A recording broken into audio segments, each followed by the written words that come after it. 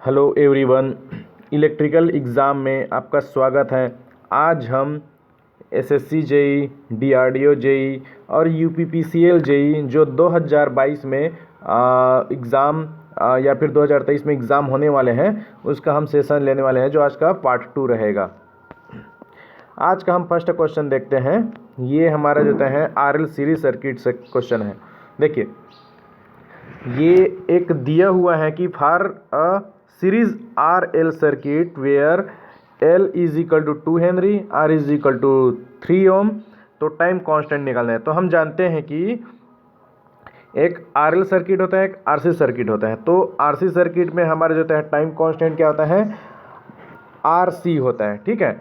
और are L circuit में हमारा जो टाइम कांस्टेंट क्या होता है, एल बाई आर होता है। तो एल बाई आर को ही देखते हैं। तो एल हमारा होता है यहाँ पर 2 हेनरी हो जाएगा और आर हमारा होता है 3 ओम हो जाता है। तो 2/3 हमारा होता है सेकंड आंसर परफेक्ट हो जाता है। इसका नेक्स्ट क्वेश्चन देखते हैं। नेक्स्ट क्वेश्चन में क्या बोलते हैं, स्काडा से बहुत ही अच्छा क्वेश्चन है। यहाँ पर क्या बोला है कि देखिए, in SCADA system network the repeaters are used to increase. यहाँ पर एक स्काडा सिस्टम है, जो स्काडा का फुल नेम क्या होता है, supervisory controlled and data accusation, ये होता है हमारा जो है स्काडा का फुल नेम, ठीक है। तो इसमें एक रिपीटर्स यूज़ होगा है, ठीक है, रिपीटर्स। तो रिपीटर्स को क्यों यूज़ करने हैं, क्या चीज़ को इंक्रीज़ करने के लिए हम रिपीटर्स के यूज़ करते हैं। तो स्काडा का नॉर्मलता यूज जिस प्रकार से देख सकते हैं कि ट्रांसमिशन लाइन, ट्रांसमिशन जो डाटा है, जो ट्रांसमिशन डाटा है इसी में ही यूज़ होता है। तो ट्रांसमिशन डाटा में किस लिए यूज़ करते हैं, तो जो ट्रांसमिशन लाइन में बहुत सारे अलग अलग जगह रहते हैं, तो ये सभी का हमें रेंज देखना रहता है कि जैसे एक एरिया का जो ट्रांसमिशन लाइन का जो होता है पावर कंजप्शन या फिर पावर कितना आ रहा है, और दूसरे एरिया का जो है पावर लाइन कितना खपत हो रहा है या फिर कितना इम्प्रूवमेंट हो रहा है। तो ये सभी का कवरेज किया जाता है। ये सभी ट्रांसमिशन लाइन है, ये सभी अलग अलग जगह का ट्रांसमिशन लाइन को एक कंप्यूटर में एक ही जगह बैठकर हम स्काडा सिस्टम के जरिए इसको कवरेज करना रहता है। तो coverage range of transmission line, ये हमारा आंसर आ जाता है। इसका नेक्स्ट क्वेश्चन देखते हैं। देखिए, यहाँ पर नेक्स्ट क्वेश्चन भी बहुत ही अच्छा क्वेश्चन है। यहाँ पर देखते हैं कि which are the following may be treated as a rotating transformer. देखो, रोटेटिंग ट्रांसफार्मर के समान क्या चीज़ को माना जाता है, तो एक DC circuit, DC series motor, DC shunt motor, induction motor और नॉन ऑफ दिस। ये जो है रोटेटिंग ट्रांसफार्मर, इसका मतलब समझ रहे हो ना। यहाँ पर एक ट्रांसफार्मर है, प्राइमरी वाइंडिंग है, इसका जो सेकेंडरी वाइंडिंग जो है, ये अगर यदि हम ये इस सेकेंडरी वाइंडिंग को शॉर्ट कर देते हैं, तो ये जो शॉर्ट कर देते हैं तो ये किसके समान हमारा वर्क करता है, ये इंडक्शन मोटर के समान हमारा वर्क करता है। तो जो रोटेटिंग ट्रांसफार्मर का मतलब यही होता है, जो इंडक्शन मोटर को ही बोल रहे हैं। ओके, इसका आगे नेक्स्ट क्वेश्चन देखते हैं। देखिए, इसका जो आगे क्वेश्चन क्या बोलते हैं कि ये हमारे तो है बैक ईएमएफ से क्वेश्चन, बहुत ही अच्छा क्वेश्चन है। जो बैक ईएमएफ आप सिंक्रोनस मोटर किस पे डिपेंड करता है, तो जिस प्रकार से हम देख सकते हैं कि इज इक्वल टू 4.44 kc/kd/5ft, ठीक है। तो यहाँ पर फ्रीक्वेंसी है, यहाँ पर ये वाला जो टाइम को डोनेटेड करता है, और ये हमारा क्या किसको शो करता है, जो ये जो है हमारा फ्लक्स को शो करता है, ठीक है। और यहाँ पर केसी और केडी, यही केसी जो केसी को ही हम केपी बोलते हैं, ठीक है। कॉर्डिंग एंगल जो केसी का फुल नेम है, और डी का मतलब होता है जो डिस्ट्रीब्यूशन ये एंगल बोलते हैं, ठीक है। तो कॉर्डिंग एंगल, तो कॉर्डिंग एंगल फैक्टर में हमारा क्या होता है, कॉस α/2 होता है, ठीक है। और यहाँ पर देता है डिस्ट्रीब्यूशन फैक्टर में हमारा क्या होता है कि साइन m β/2 अपान m साइन β/2। तो यही जो है अल्फा बीटा, ये सभी हमारा तो है एक लोड एंगल को शो करता है, ठीक है। तो ये हमारा तो है लोड एंगल हो जाता है। इसमें स्पीड का तो कोई रिलेटिव नहीं है, लोड का भी कोई रिलेटिव नहीं है, तो ऑल ऑफ द भी नहीं हो सकता है, तो हमारा लोड एंगल ही हो जाता है। ओके, देखिए, इसका हम आगे क्वेश्चन देखते हैं। ये हमारा तो है कैथोड से रिलेटेड है। तो cold cathode discharge method is used in, देखो नॉर्मलता हम देखते हैं कि कोल्ड कैथोड लैम्प किसको बोला जाता है, तो कोल्ड जो वह लैम्प, ठीक है ना, वह लैम्प जो इसके पास में भी रह सकता है। इसके जो ये जो लैम्प है हमारा होता है, इसमें टेम्परेचर ही नहीं होता है, ठीक है, ये हीट ही नहीं रहता है, इसके बहुत ही कम हीट होता है, हीट रहता ही नहीं है। ये लैंप हमेशा कोल्ड ही होता है, ठंडा रहता है, इसके पास में जाकर भी हम फोटो खिंचवाते रहते हैं। तो ये हमारा जो लैंप कहलाता है नियॉन लैंप होता है। ये जो है जितना भी फंक्शनल है ये सभी में हमारा नियॉन लैंप का ही यूज़ किया जाता है। इसका आगे क्वेश्चन है, देखिए विच of the following is not बोला है ना, not one of the most common language structure of PLC programming. PLC programming, देखिए पीएलसी एक हार्डवेयर है जिसको हम छू सकते हैं, ठीक है, और एक स्काडा होता है, जो स्काडा हमारा होता है एक सॉफ्टवेयर है जिसको छू नहीं सकते हैं। तो पीएलसी जो कॉमन लैंग्वेज स्ट्रक्चर पीएलसी का ये इसमें देते हैं कौन सा नहीं है, तो ये हम रहता है फॉरवर्ड लैंग्वेज नहीं होता है, तो यही हमारा आंसर आ जाता है। इसका ये जो होता है हमारा होता है लेडर डायग्राम भी होता है, बुलियन लैंग्वेज होता है और फंक्शनल चार्ट भी होता है, लेकिन हमारा होता है फॉरवर्ड लैंग्वेज नहीं होता है। ओके, अब इसका आगे क्वेश्चन देखते हैं। देखिए आगे क्वेश्चन भी बहुत ही अच्छा क्वेश्चन है। देखिए यहाँ पर क्या बोलता है कि, रुकिए थोड़ा से, हाँ ये हमारा यहाँ पर क्या बोलता है कि compare to the secondary of a loaded, okay, यहाँ पर सेकेंडरी को लोडेड किया जाता है और स्टेप अप ट्रांसफार्मर है, तो प्राइमरी क्या होता है, ठीक है, जिस प्रकार से हम देख सकते हैं कि एक यहाँ पर ये ट्रांसफार्मर है और ये इसको हम स्टेप अप करते हैं ना, ये हमारे स्टेप अप, तो स्टेप अप तो इसका जो होता है प्राइमरी का जो वोल्टेज कम रहेगा, ठीक नहीं, कम रहेगा एज कम्पेयर टू सेकेंडरी के वोल्टेज में, ठीक नहीं, और इसका जो है करंट है वो ज़्यादा रहेगा एज कम्पेयर टू सेकेंडरी के केस में। ओके, तो इसको बोला है तो प्राइमरी का बोला है, ठीक है। तो यहाँ पर देख सकते हैं कि lower voltage and higher current, तो फर्स्ट ये हमारा आंसर आ जाता है। ओके,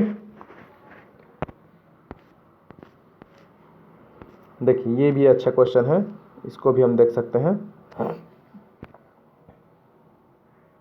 देखिए यहाँ पर क्या बोला है कि इसमें से कौन सा ट्रू है, तो यहाँ पर देख सकते हैं कि एमएमएफ, इसका मतलब होता है magnetomotive force around a closed path is equal to the conduction current plus electric plus इसका मतलब plus electric displacement through any structure bounded by the path, ठीक है। इसका मतलब ये बोला है कि एमएमएफ जो है हमारा, ठीक है ना, करंट और इलेक्ट्रिक डिस्प्लेसमेंट, ठीक नहीं, इलेक्ट्रिक डिस्प्लेसमेंट ये इन दोनों के बराबर होता है, तो ये तो बिल्कुल गलत है। एमएमएफ किसके बराबर होता है, एन आई के बराबर होता है। ओके, अब सेकंड में देखते हैं, द इलेक्ट्रोमोटिव फोर्स, ठीक नहीं, electromotive force around a closed path is equal to the time, देखिए time derivative of the electric displacement, ठीक नहीं, through any structure bounded by the path. देखो इसमें क्या बोला है कि जो हमारा जो है एक एमएमएफ है, सेकंड में एमएमएफ जो है हमारा किसके बराबर इसमें बोला है, ये जो है D I by D T के बराबर बोल रहा है इसमें, ठीक है। यहाँ पर टाइम डोमेन ये बोला है, तो एक्चुअल में ये किसके बराबर होता है, L D I by D T के बराबर होता है, ठीक है। ये भी हमारा गलत हो जाता है। थर्ड देखते हैं, the total electric displacement through the surface enclosed a volume is not equal to the charge within the volume, ये तो भी गलत है, नॉट बोल दिए, इसका मतलब एक्चुअल में हमारा जो है जो टोटल डिस्प्लेसमेंट, ठीक नहीं, टोटल इलेक्ट्रिक डिस्प्लेसमेंट हमारा ये जो होता है क्लोज पाथ बोला है ना, तो क्लोज पाथ ये हमारा होता है चार्ज के इक्वल होता है, लेकिन इसमें नॉट बोल दिया, इस वजह से भी हमारा गलत है। अब फोर्थ देखते हैं कि the net magnetic flux emerging ठीक है, emerging through at any close surface is zero, ये बिल्कुल सही है, ठीक है नहीं। ये हमारा जो है net magnetic flux emerge any close surface, यहाँ पर जो है ये जीरो होता है इसके अंदर में जितना भी रहता है, इसलिए फोर्थ आंसर आ जाता है। इसका आगे क्वेश्चन देखते हैं। ये हमारा क्वेश्चन, ये भी बहुत ही अच्छा क्वेश्चन है। देखिए यहाँ पर क्या बोला है कि ये हमारा तो है 2 ओम रेजिस्टेंस के क्रॉस में हम करंट को फाइंड करना है, इसी को ही बोला है, ठीक है। तो हम यहाँ देखते हैं कि जिस प्रकार से यहाँ पर देखते हैं तो ये जो दोनों पैरेलल में है तो इसको हम लेते हैं वोल्टेज में चेंज कर देते हैं, ठीक नहीं। तो वोल्टेज में जैसे ही चेंज करते हैं तो देखते हैं कि यहाँ पर जब दोनों को चेंज करेंगे तो क्या हो जाता है, यहाँ पर वोल्टेज और ये रेजिस्टेंस हो जाता है, और यहाँ पर रेजिस्टेंस और यहाँ पर करंट और यहाँ पर हमारा जाता है 20 एम, ठीक है। जब हम वोल्टेज में चेंज करेंगे तो 5 × 10 कितना हो जाएगा, 50 वोल्ट हो जाता है, ओके। और यहाँ पर रहता है 10 ओम, यहाँ पर भी 10 ओम होता है, ठीक है, ओके। यहाँ पर 2 ओम है और यहाँ पर 25 एम्पियर हो जाता है। तो इस पॉइंट पर हम नोड लगा देते हैं। तो जैसे ही नोड लगाएंगे तो क्या होता है हमारा ये जो है 10 और 10 ये हमारा तो है 20 ओम हो जाता है। तो यहाँ पर नोड लगाएंगे तो भी, ठीक है, V माइनस 50/20 प्लस V/2, ठीक है, इज इक्वल टू 25, ये हमारा आ जाता है। जब ये सभी को कैलकुलेशन करेंगे तो V का मान, ये इस साइड अगर यदि पक्षांतर करेंगे तो V माइनस 50 प्लस यहाँ पर 10V/20/25, ओके, अपॉन 25। तो इसको इस साइड पक्षांतर करें तो V इज इक्वल टू कितना हो जाता है हमारा 50 वोल्ट हो जाता है, ठीक है। अब यहाँ पर करंट निकालना है तो current I is equal to कितना हो जाएगा 50/2, इसका मतलब होता है 25 एम्पियर आ जाता है। सी हमारा आंसर आ जाएगा, ओके। देखिए यहाँ पर हम और बहुत ही अच्छा क्वेश्चन देखते हैं। What is the unit of electric conductance, electric conductance बोला है तो ये कंडक्टेंस हमारा रेजिस्टेंस का जस्ट अपोजिट होता है, ओके। तो जो कंडक्टेंस है, ठीक है नहीं, कंडक्टेंस ये हमारे जो है ये तो रेजिस्टेंस होता है, ठीक है नहीं। तो रेजिस्टेंस का उल्टा नहीं रेजिस्टिविटी होता है, ये रेजिस्टेंस है तो रेजिस्टेंस का उल्टा हमारे तो है कंडक्टेंस होता है, ठीक नहीं, 1/कंडक्टेंस। तो कंडक्टेंस का क्या होता है हमारा 1/रेजिस्टेंस, और इसका रेजिस्टेंस का क्या है हमारा 1 ओम होता है, ठीक नहीं। तो ओम का अपोजिट ओम इनवर्स हो जाएगा और इसी को ही हम सीमेंस बोलते हैं, सीमेंस। तो सेकंड आंसर आ जाता है। अब इसका आगे क्वेश्चन देखते हैं, ये भी बहुत ही अच्छा क्वेश्चन है। इसमें बोला है कि arcing contact for a circuit breaker are made of, ठीक नहीं, आर्किंग कॉन्टैक्ट किसका बना होता है, जिस प्रकार से डायग्राम में देख सकते हैं यहाँ पर ये जो हमारा होता है आर्किंग कॉन्टैक्ट होता है, ये जो कॉन्टैक्ट और ये कॉन्टैक्ट दोनों कॉन्टैक्ट को मिलाकर हम जो एक फिक्स कॉन्टैक्ट होता है और एक जो है मूविंग कॉन्टैक्ट होता है, ठीक है।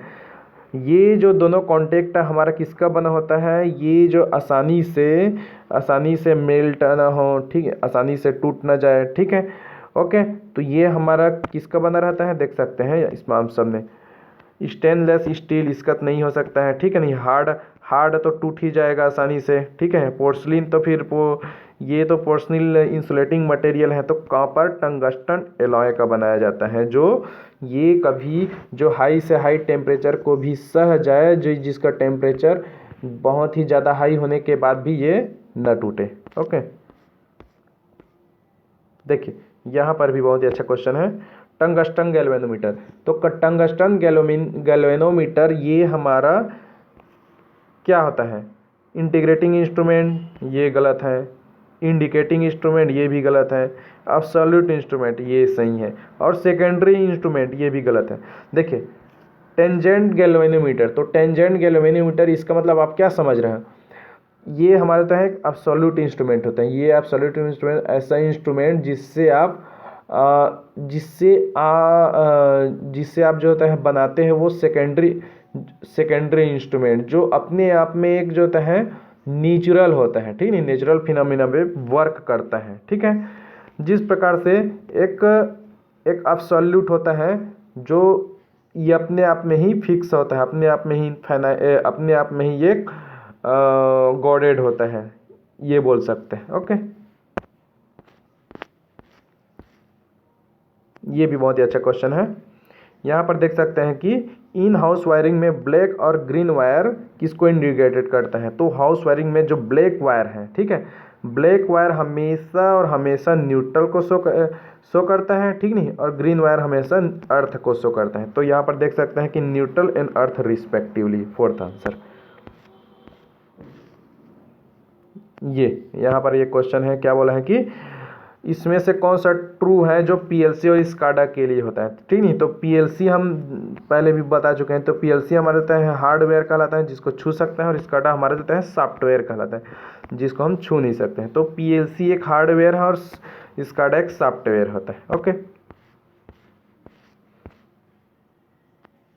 ये क्वेश्चन को देखते हैं हम। फ्रैक्शनल हार्स पावर मोटर में जो मोटर है वो किस मोटर जो होता है लेस देन, ठीक नहीं, किससे लेस देन होता है, जो फ्रैक्शन हार्स पावर मोटर जो होता है हाफ एच पी बोलते हैं, ठीक नहीं, 3/2 HP, ये सब जो होता है जो हमारा होता है फ्रैक्शनल हार्स पावर कहलाता है। ये हमेशा और हमेशा 1 किलोवाट से ही हमेशा कम होता है, ठीक है। तो इसी को ही हम फ्रैक्शनल हार्स पावर मोटर बोलते हैं, हाफ HP है। ओके, देखिए यहाँ पर synchronous motor are rotary cleans run set, ठीक नहीं। ये रोटरी क्लींस, इसका मतलब क्या समझते हो, जो रोटरी क्लींस, ये सिंक्रोनस, सबसे पहले सिंक्रोनस मोटर से, सिंक्रोनस मोटर में NS इसकी स्पीड देता है 120 F/P होता है, ठीक नहीं। ये जो है कभी भी 3000 RPM से अधिक नहीं हो सकता है, 3000 RPM से कभी भी अधिक नहीं हो सकता है, ठीक है ना। ये कम ही रहता है समझो, या फिर इतना ही रह सकता है। तो यहाँ पर देता है रोटरी क्लींस हमें देता है बहुत ही कम रोटेट करता है, बहुत ही कम, धीरे धीरे धीरे धीरे रोटेट करता है। तो ये अल्ट्रा हाई बोला है, ये तो नहीं हो सकता है, ठीक नहीं। हाई स्पीड बोला है, ये भी नहीं हो सकता है, और मीडियम स्पीड भी नहीं हो सकता है। ये हमारा रहता है अल्ट्रा लो स्पीड ही होता है, जो धीरे धीरे, जिस प्रकार से एक घर बनाते हैं तो सीमेंट और कंक्रीट दोनों को मिक्सअप करके एक मिक्सचर मशीन, जिस प्रकार से गांव में देखते हैं, जो बहुत ही कम स्पीड से रोटेट करता है, इसी को ही हम अल्ट्रा लो स्पीड बोल सकते हैं, ठीक है। ये रोटरी क्लेंस में है यूज। देखो यहाँ पर ये भी बहुत ही अच्छा क्वेश्चन है। At what level of current flow during electric shock death, ठीक है ना। जो इलेक्ट्रिक शॉक के दौरान जो होता है कितना करंट का लेवल कितना होना चाहिए, जो आदमी की जो होता है डेथ इज पॉसिबल, जो मृत्यु होने की पॉसिबल रहता है। तो ये हमारा तो नॉर्मलता देख सकते हैं कि 50 to 100 मिली एम्पियर के ही रेंज में रहता है, जो इतना में मृत्यु हो सकती है। ओके, ये भी क्वेश्चन को देख सकते हैं कि the temperature at which the conductivity of the material become infinite is called. देखिए इसमें क्या बोला है कि यहाँ पर देख सकते हैं कि जो टेम्परेचर, वह टेम्परेचर जिसका जो कंडक्टिविटी, मटेरियल का कंडक्टिविटी बिकम इनफाइनाइट होता है, ये इनफाइनाइट को ही हम क्या बोलते हैं, ये जो हमारा इनफाइनाइट यूज़ हुआ है, तो ये इनफाइनाइट यूज़ हुआ है, इसी को ही हम एक सुपर कंडक्टर बोलते हैं। सुपर कंडक्टर जो सुपर टेम्परेचर होता है, यही सुपर टेम्परेचर हमारे देता है क्रिटिकल टेम्परेचर को ही फॉलो करता है। ओके,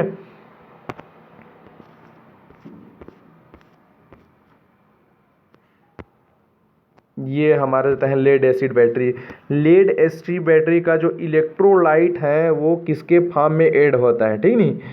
तो ये किसके फॉर्म में ऐड होता है, तो जो लेड एसिड बैटरी है वो हमारा जो होता है H2SO4, ठीक नहीं। ये जो है हमारा रहता है H2SO4 किसके फॉर्म में ऐड होता है, ये हमारा रहता है जो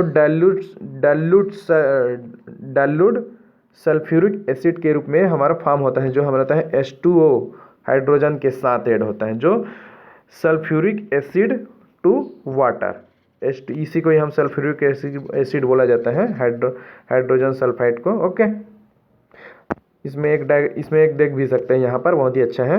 यहाँ पर H2O सल्फ्यूरिक एसिड बोला, सल्फ्यूरिक अम्ल है। यहाँ पर देते हैं एक डाइल्यूट H2SO4, यही जिस प्रकार से डिस्चार्जिंग होने के बाद हमारे देता है एक पानी बच जाता है अंत में, उसी को ये बोला जाए। इसको हम देता है रिएक्शन के थ्रू भी समझा सकते हैं। यहाँ पर देख सकते हैं ना, ये जो है हमारा रिएक्शन है। ओके, ये जो सबसे पहले तो हमारा होता है H2SO4 किस में कन्वर्ट होता है 4H प्लस 2HSO4 2-, ठीक है। और यहाँ पर रहता है Pb इसमें होता है। तो यहाँ पर रहता है लेड है, और लेड जो है हमारा रहता है जो लेड है वो HSO4 के साथ रिएक्शन करने के बाद हमारा रहता है PbSO4 बनाता है, और जो होता है PbSO4 Pb प्लस PbSO4 ये हमारा रहता है इलेक्ट्रॉन 2 इलेक्ट्रॉन बाहर निकलते हैं। यही 2 इलेक्ट्रॉन ही हमारा रहता है करंट फ्लो कराता है, ठीक है। अब पॉजिटिव प्लेट पर हमारा क्या बनता है PbSO4 plus 4H plus 2 electron, ये हमारा रहता है किसमें रिएक्शन करता है, तो Pb, ठीक नहीं, लेड और वाटर, ये हमारा रहता है वाटर है, ये जो होता है वाटर निकालता है। तो यही वाटर और इलेक्ट्रॉन दो चीज़ ही बच जाता है, ठीक है ना। ये हमारा रहता है किसके समय होता है, ये चार्जिंग में काम आता है, ठीक नहीं। तो ये चार्जिंग में हमारा रहता है जो डिस्चार्जिंग में होता है, डिस्चार्ज हो रहा है, इलेक्ट्रॉन बाहर निकल रहे हैं, ठीक। इलेक्ट्रॉन लोड को दे रहे हैं, ओके।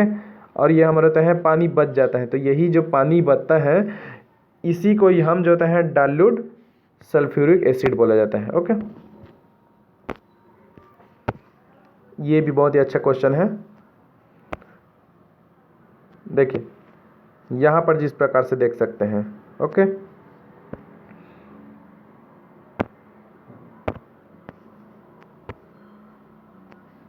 ये हमारा कॉमन बेस बोला है ना, कॉमन बेस में करेंट गेन कितना है 0.9। तो कॉमन बेस के कंपेयर में हमारा होता है करंट गेन 0.9 होता है। तो कॉमन कलेक्टर में निकालना है, कॉमन कलेक्टर हमारा ये है, अल्फा कमान निकालना है। तो alpha is equal to 1 plus beta.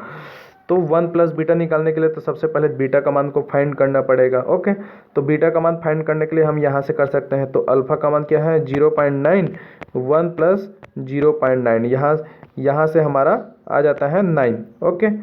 तो यहाँ से हमारा 9 आता है। तो अल्फा का मान क्या होता है, alpha is equal to 1 plus beta, तो 1 प्लस 9 हमारा 10 आ जाता है, ओके। तो सी आंसर परफेक्ट हो जाता है।